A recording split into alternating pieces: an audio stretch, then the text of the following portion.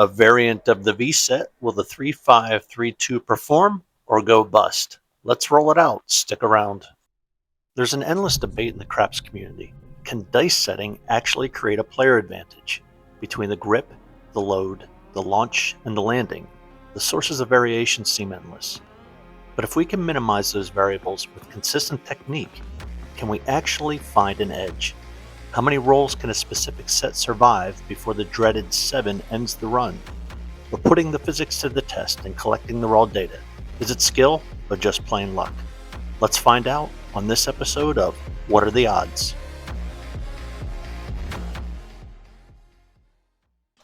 Good day to you. Thank you for joining me today, and I hope you're having a wonderful day. If you're new here, we're going to roll out the 3-5-3-2 dice set, and what we do is continuously throw this dice set until we produce a 7-10 times. We'll track each one of our rolls.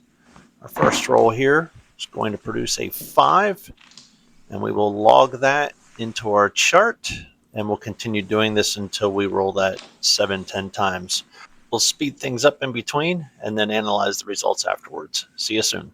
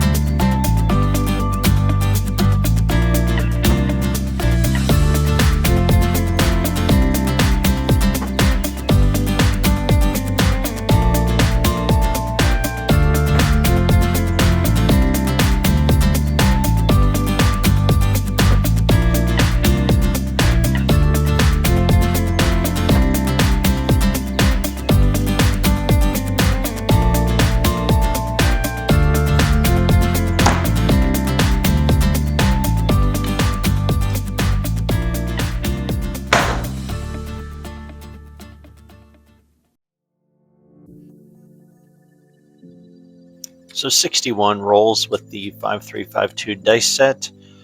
Normal seemingly distribution curve. Maybe the eyes are drawn to the extremes here where we do see some favorability. We did have 22 consecutive rolls with this dice set, which was pretty interesting. Let's go look at the numbers individually. And with a data set that seems to align with the normal distribution curve, we unfortunately didn't have any numbers that outperformed better than the 7. And the 7 performed as expected, basically busting us out right around the 60 mark.